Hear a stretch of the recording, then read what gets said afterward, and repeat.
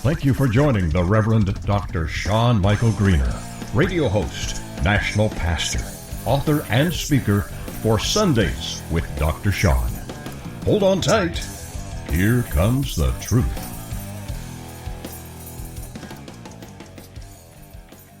What y'all think? How y'all doing? Good to see y'all, all of y'all, Southern and Northern, all over the place. We're covering it all, talking to everybody. We are not racist. We are not biased. We are not bigoted. We're not xenophobic. We are happy to be alive. We're happy to be here. And we're happy to be speaking to y'all. And the we is just me and this fuzzy mic. Hey, Miss Deanie, how are you? Good to see you. I'm so glad to have you. See, I'm so excited. Look, the crowd's going wild.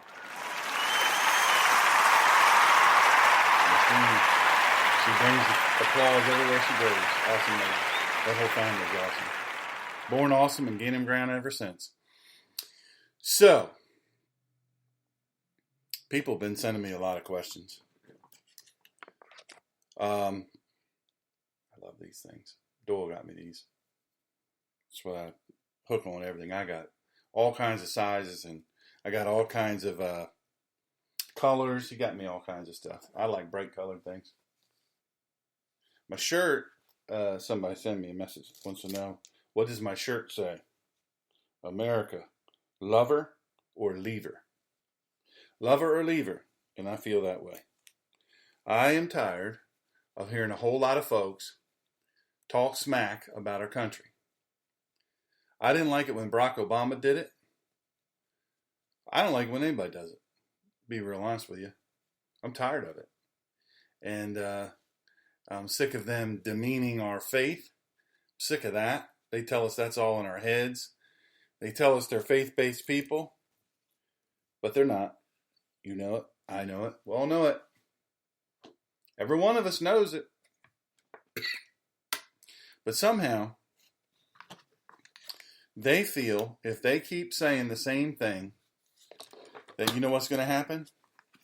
We're going to believe them. But we don't believe them. You know why? Because they're lying. That's why. That's why we don't believe them. I don't know if you saw the press conference today, but the president was just about sick of it.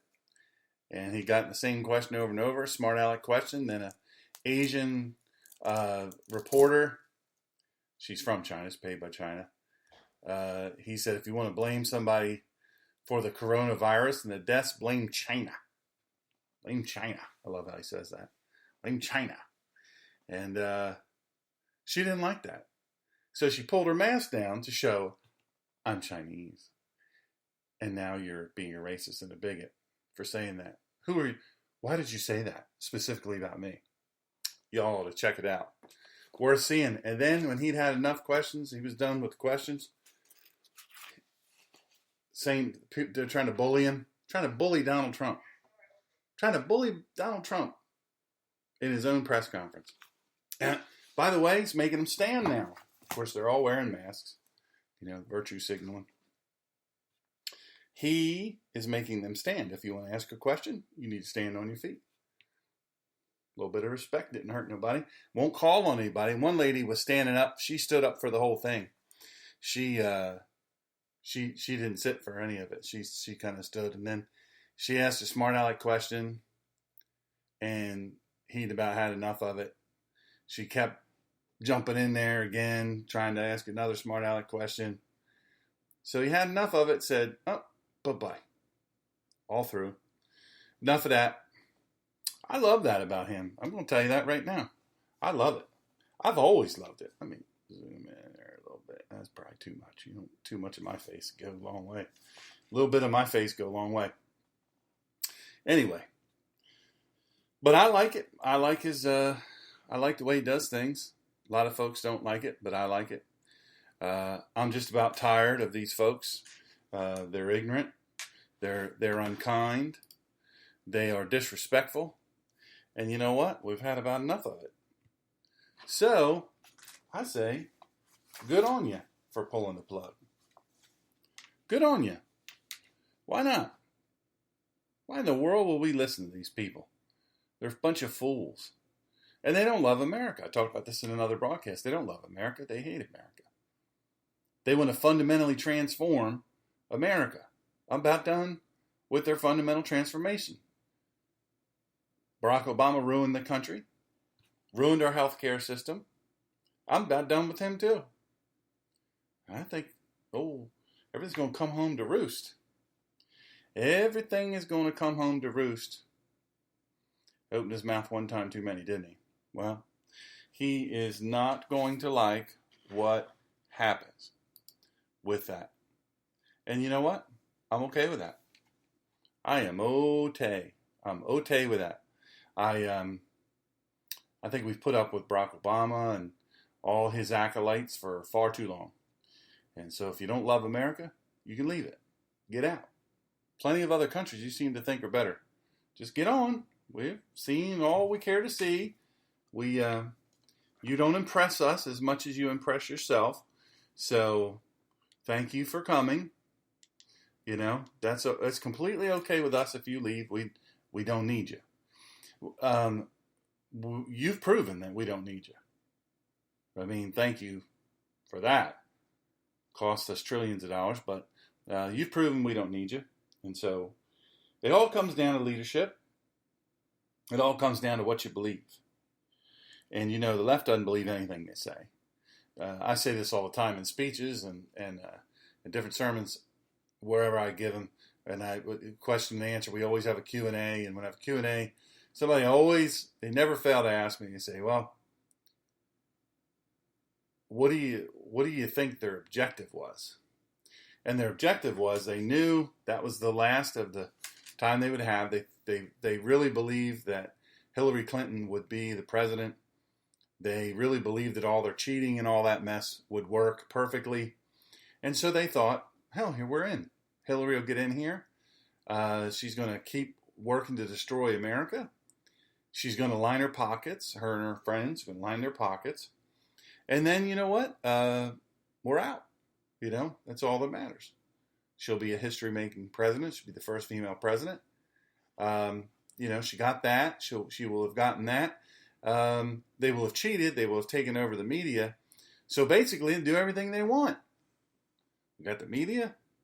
And then guess what? What happened? What happened? Say it with me. Donald J. Trump. But more than Donald J. Trump, here's the other thing. All of us. They hate him. Don't get it wrong. They hate him. But, ooh, do they ever hate you. They hate you for your faith. They hate you for being willing to step in front of all these barriers and say, no, you're shutting down America. You don't shut down America. Place where I came from, I grew up, Rehoboth Beach, Delaware. They've got the beach barricaded. They've got the boardwalk barricaded. They've got hundreds and hundreds of businesses there. Been there for 60 years. Going to be the last year they're ever going to be there. Walmart, Home Depot, Lowe's is open.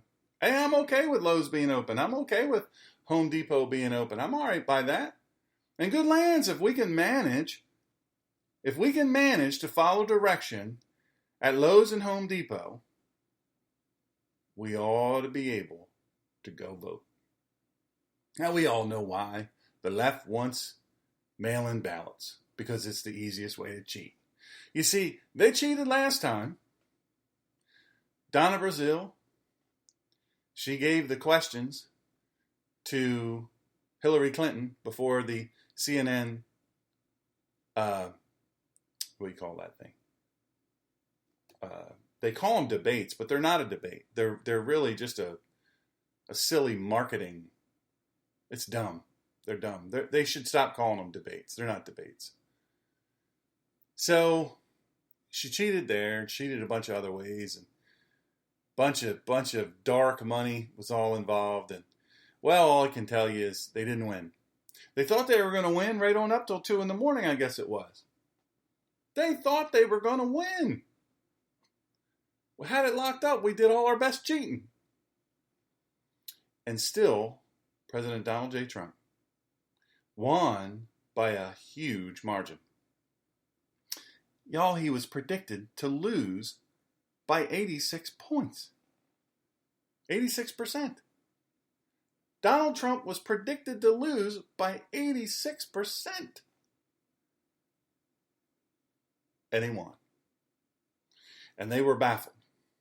They were baffled and they were mad and they said, what in the world? We put him in the lion's den and he didn't get eaten. Hey, we put him in there. We put our worst, meanest lions in there. We put him in there. And he didn't get eaten. The lions didn't eat him. Lions are his buddies now. He's made friends with the lions. The lions like him. Keep the den lions again. I mean, they had shirts and everything, I think. I don't know what size lion shirts. I mean, it's like extra, extra. Have you ever been? I've been where there's wild lions, and I can tell you they're a lot bigger than you think. TV makes them look a lot smaller. They're huge. And when they roar, you can hear them over a mile away in your chest. They threw old Donald Trump into the lion's den, and they thought they had him beat. They thought they had him whipped. And you know who else they thought they had whipped? You and me. They thought for sure we were done. They thought for sure we were going to give up. We're going to give up. We're done. We can't bear it anymore. We're done. They told us all the way leading up to the election that we were going to lose so bad it was going to be embarrassing. Many of the hosts said, I feel a little bit sorry for Donald Trump. I feel a little bit sorry for him. He's going to get beaten so bad. But he never really wanted to be president. You know, he just wanted a show, make a little money. Well, then he went and got himself elected. And then they said, this is going to be horrible. We need to do a bunch of impeachment right away. Let's get started after this. Let's get after it. And they thought he was going to be a buffoon. Turns out he's one of the best presidents, if not the best president we've ever had in this country. He's gotten more done. He's adhered more to a conservative line and ideology than ever before.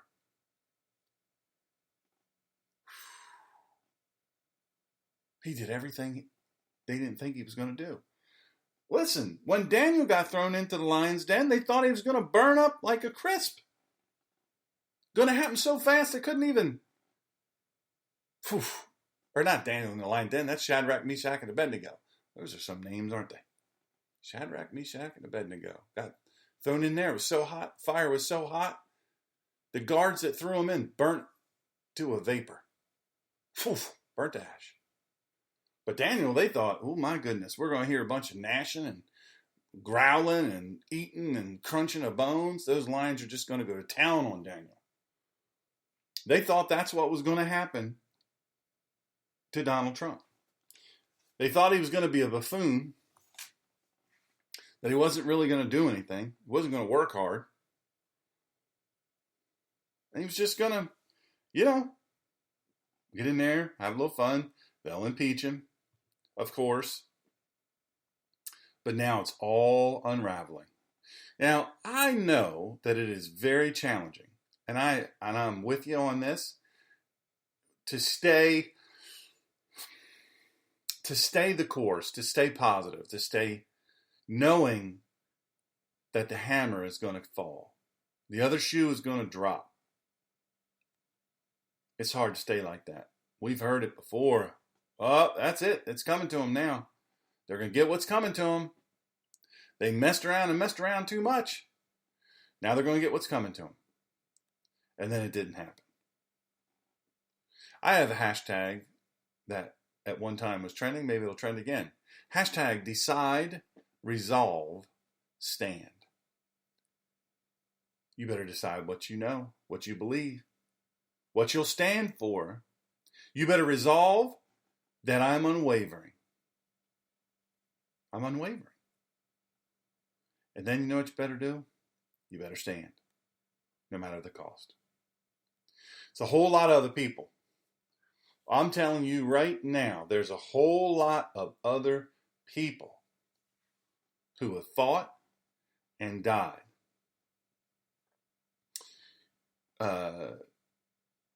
Jojo Lambert, at some point, can you speak about the envelopes at President Bush's funeral in one of your episodes? Yeah, I'd be glad to do that. That's a whole episode in and of itself. The subterfuge that was happening at that funeral.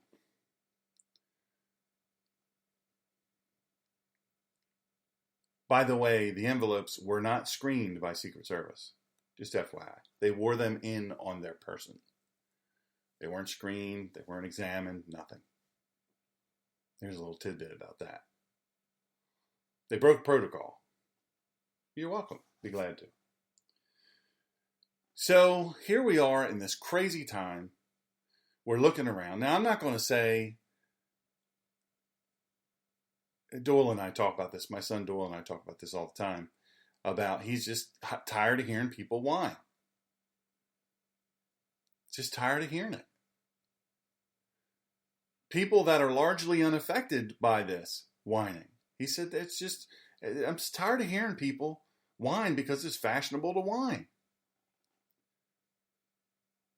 If we're going to win our country, and you notice I didn't say win our country back. We still have our country.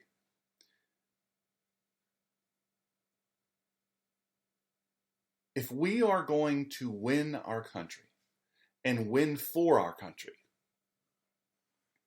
and win for each other and win for all the Gold Star families who their child, their husband, their father, their uncle, their grandfather, their grandmother, their mother, their sister, their brother, their best friend bled and died. That's the cost. The cost is freedom. Now, I've had a lot of people, they're mad at President Trump. They said, look, he has fallen into their trap. He has fallen into, I was for him when nobody else was for him, but boy, I'm telling you something. I was on his team. I was hardcore. Got my Keep America Great hat. Oh yeah, Make America Great Again hat. Well, I got it all. Man, oh man, I'm into it. I'm on his team. I'll never waver. Well, then he gave away all this money. He fell right into their trap. That's it, I'm done. I burnt my hat. My Make America Great Again hat. Well, you should have offered to give it to me. I'll clean it of your head lice because you're obviously too dumb to wash your own hair. Look at the history of things. The man has played them every single time. He's played them, the press, this political elite bunch of fools, played them at their own game and beat them soundly every single time. Today, the president walked into the lion's den just like Daniel, but he called the shots. And he left them all looking like fools. Now they will try to ridicule him, and he will win. He will win. They want him to get rid of, they want Twitter to get rid of the president's Twitter feed. Now I'm going to talk really quick about something. I'm going to go into the book of Daniel. Oh, Danny boy. And I'm going to tell you something that'll freak you freak about Daniel, the book of Daniel, and the story about the lion's den. You're going to be like, oh, what? And I'm glad to deliver it to you. It's awesome.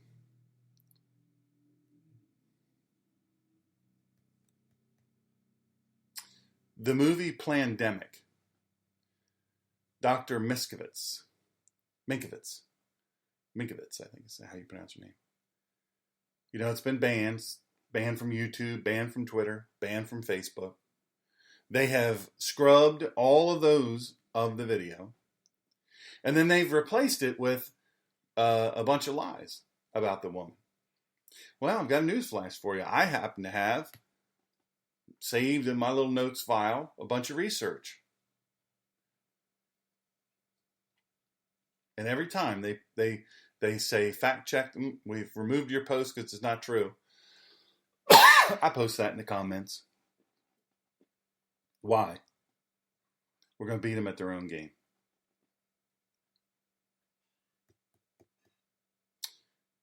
Daniel, through the power and the hand of God, because he was doing what he was supposed to do,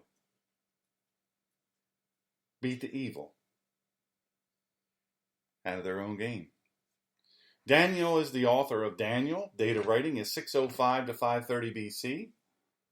Number of chapters is 12. And to whom was it written? The Jews in exile in Babylon and Christians everywhere. I don't like the term Christians because it was pejorative back then. My preference is follower of the way, capital W.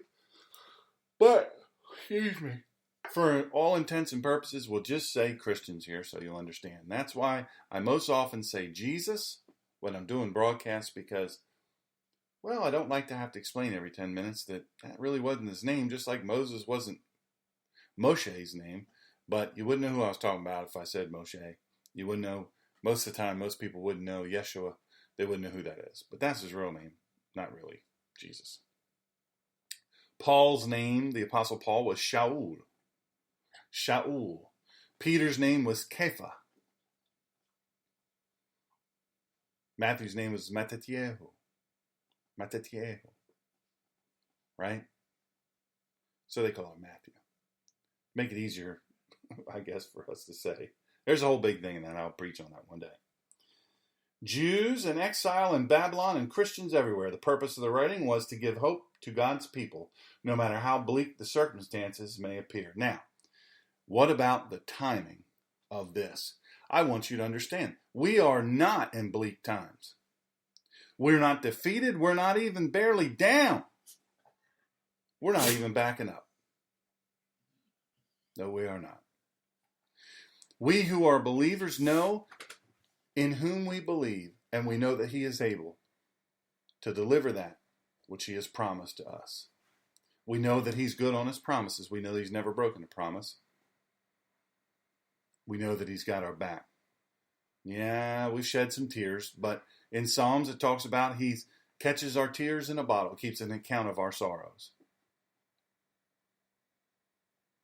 Don't let them convince you that we're down, that we're defeated. We are not defeated, not even a little bit. You say, well, that's pretty bossy. Got a lot of people out of work, 30 million people out of work. That's a lot of people. That's worse than the Great Depression. There are also more people in this country than during the Great Depression. We're also better at counting everybody than during the Great Depression. Now, I want to tell you, some of the reasons why we think we're in a bleak circumstance is because of the numbers of people that are showing up with COVID-19. Now, I want you to understand, every time you see a testing number reveal that, in North Carolina, we have 477 cases, 477 new cases. Well, we can't open back up because we got 470 some new cases. We just can't open up. Can't do it. If we can just save one life. Here's a news flash for you. Here's the reason why the numbers, to some degree, are higher. The numbers aren't as high as they're saying. They're making a lot of numbers up. And I believe Roy Cooper, you're going to be caught. Governor of North Carolina, you're going to be caught making up numbers. Whitmer, you're going to be caught. Governor of Michigan, you're going to be caught. Because this president is going to look the other way. He's not going to look the other way. He's not going to go, well, bygones. Bygones be bygones. We just need to move on. We need to heal from this terrible time. We need to band together. Stronger together. No, this president's going to say, I got a punch aimed right at your throat. And as soon as I can prove you did this, I'm locking your behind up. As soon as I can prove that you're lying about these numbers, I'm going to expose you. I'm going to expose you to the entire world. I'm not playing. That's what this president's going to do. Isn't that something? How he's standing so strong. Almost like he has God behind him. Isn't that something? Oh, he's the most ungodly president we've ever had. And yet, he's restored National Day of Prayer to its prominence. And yet, he's restored churches to their level of importance and places of faith.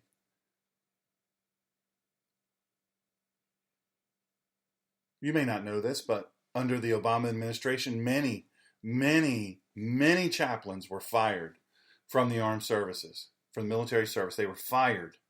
They got in trouble first for saying the name of Jesus. They got in trouble for proselytizing. They got in trouble for talking to people soldiers that were in struggle and telling them to lean on Jesus. That's kind of what chaplains are supposed to do. But Barack Obama didn't like it, so he got rid of a lot of them. It was a dark time for chaplains in the United States military service. Not anymore. President Trump has taken the time. He's got a whole group, a committee. They're going through a lot of the firings that happened during the Obama administration, a lot of great military leaders, and they're reinstating them. They're overturning, and they're taking care of them. Now, you wouldn't hear about that on the press because that doesn't sound good. That doesn't sound good for old Barack Obama and his administration of anti-God, anti-Americans. Well, now here we look at Daniel. Here we are. I'm saying we have hope. Hope is not lost. We're not down. We're nowhere close to down. Stop saying we're down. Don't speak negative into this situation. Yeah, it's a tough situation, but we're way tougher. Are we gonna let down our World War II greatest generation? Are we gonna let them down? What all they went through? Are we gonna wuss out on them? Are we gonna demean the sacrifice all these Gold Star parents and siblings have given through loss of their soldiers overseas fighting for our freedom? Are we going to do the same with our Bibles when we sit huddled up in our homes, not going to church because some godless politician tells us, oh no, you can't go to church. Well, you can go get an abortion, but you can't go to church. Well, you can go to Home Depot, but you can't go to church. You can go to Lowe's, but you can't go to church.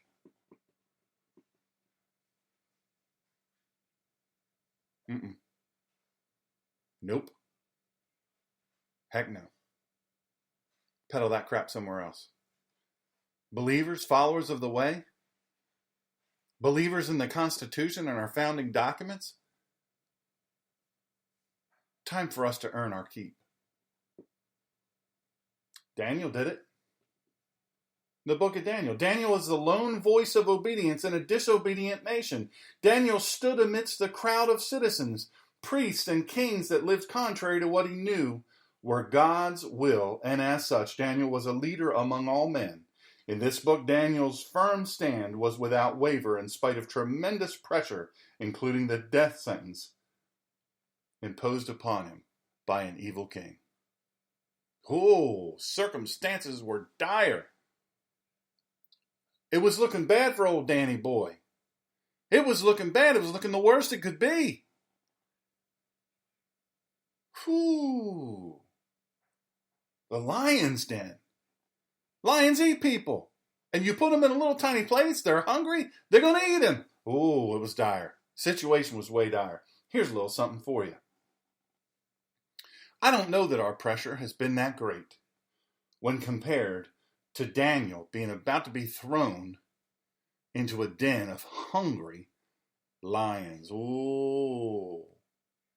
The news reports, CNN and MSNBC and CBS and all them, you know what they would say? Oh, it's dire. Doesn't look good for old Daniel. Daniel mouthed off one time too many to the powers that be, to the king, to the government. He's getting his just desserts now. Getting thrown, he's the dessert for the lions.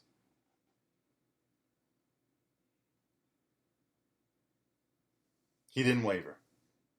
Not one bit. Daniel did not waver. The story of Daniel in the lion's den is well known. However, what is lesser known, get ready to have your mind blown. However, what is lesser known is that Daniel, when this happened, was 80 years old. Don't tell me because you're older or you're infirmed that you can't stand up and fight. He was 80 years old at the time he stepped into and out of the lion's den. Hey, listen, that would be an awesome thing in and of itself that he was 80 years old when he was thrown into the lion's den, but he was also 80 years old. He was alive and 80 and a spring to his step when he stepped out of the lion's den. Elderly and assured, Daniel is a sterling example for young and old Christians alike. in his time and in the ages to follow in our time. Here we thought he was just a kid. You probably told that. You probably had Sunday school lessons, and I remember back in the old day, flannel graph. I used to love those. I still do. Flannel graph. They used to show Daniel as a little kid. But Daniel was not a little kid. He was 80 years old.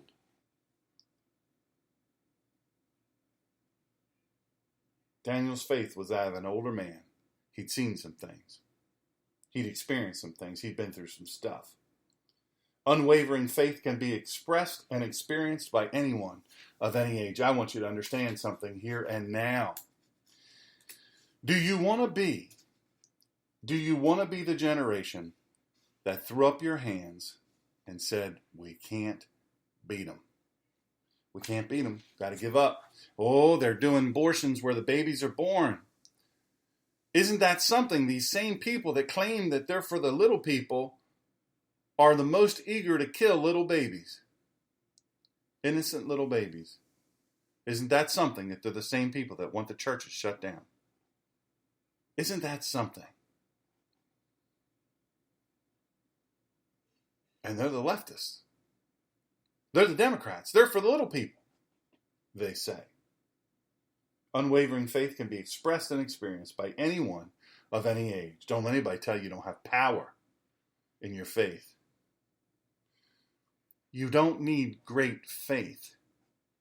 You need faith in the great God.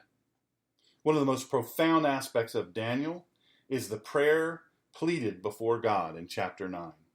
I am deeply touched by the intensity of his prayer and the accountability he assigns to himself, even though we know he did not bear the guilt as a result of his own sin, rather that of his wayward people.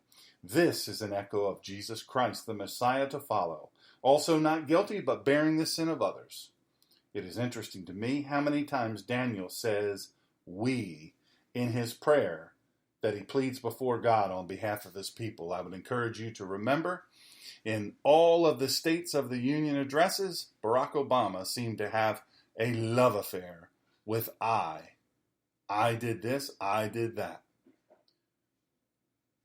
We're told that Donald Trump, the 45th President of the United States of America, is a megalomaniac. So into himself. Yet,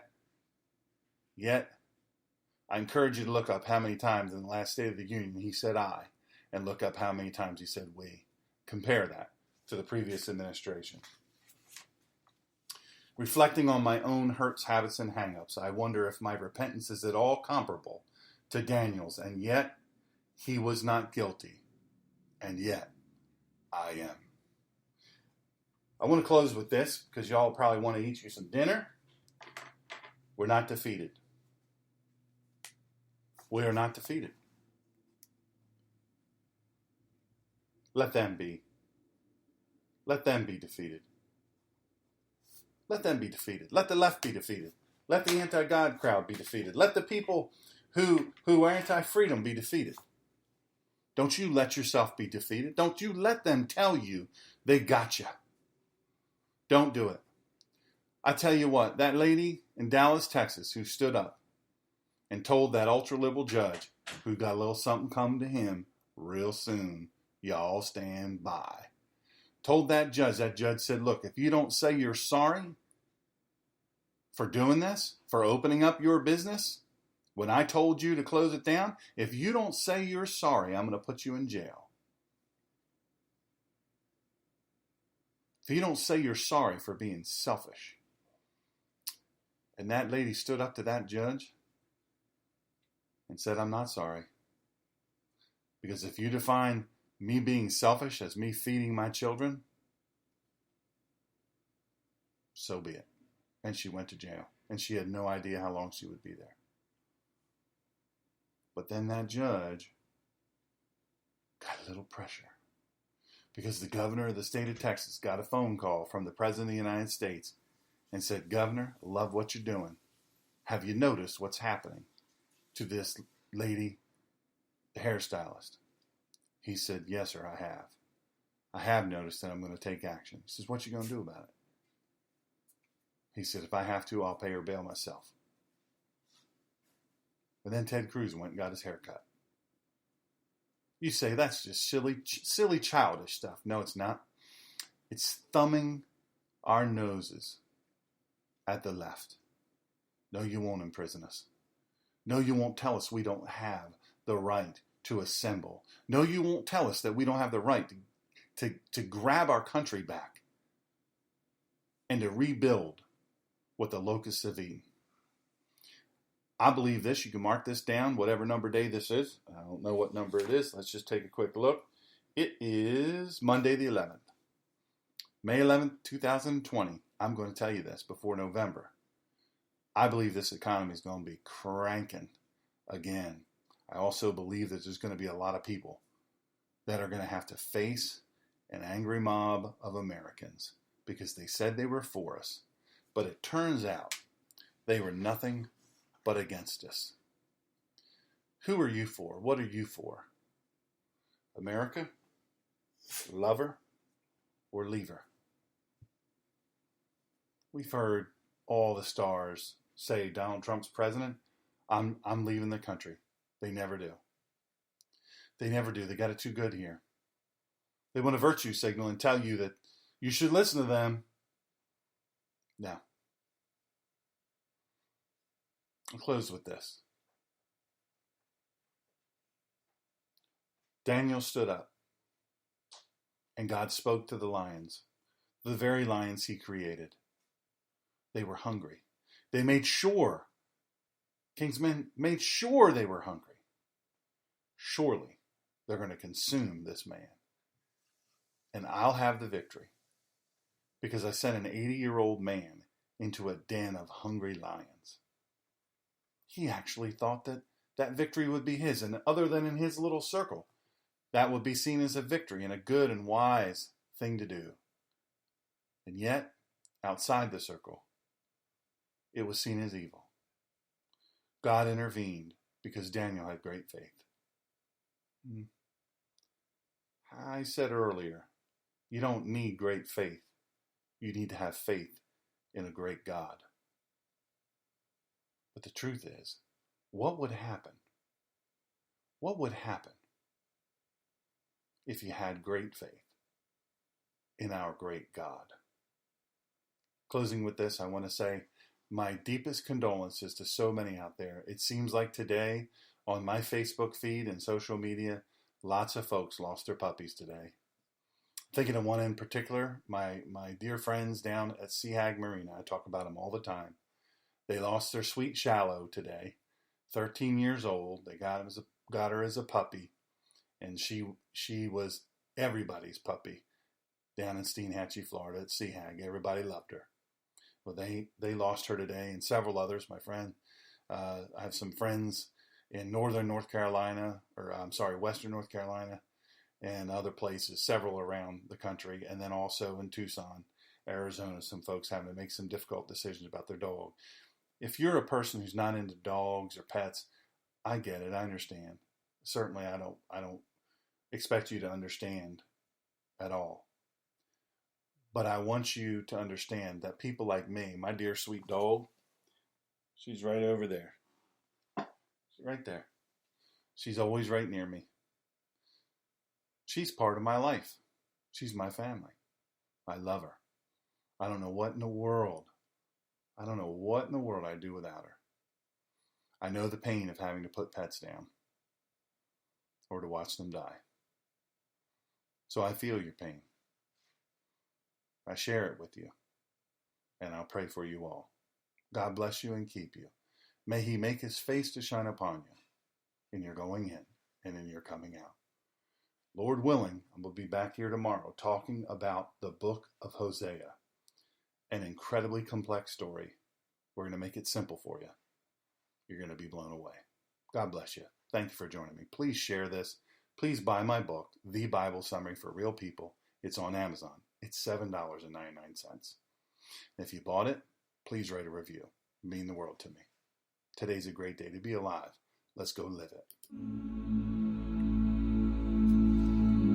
Thank you for joining Dr. Sean today.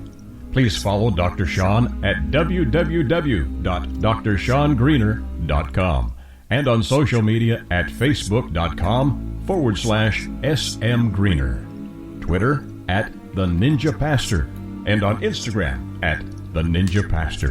If you would like to support Dr. Sean's ministry and send Bibles around the world, don't forget to hit the donate page on drseangreener.com or go to paypal.me/Dr. Sean Greener to invest in spreading the Word of God to the world. And please download our free apps to listen to our Spreaker radio show. Thank you again for listening, and don't forget to share.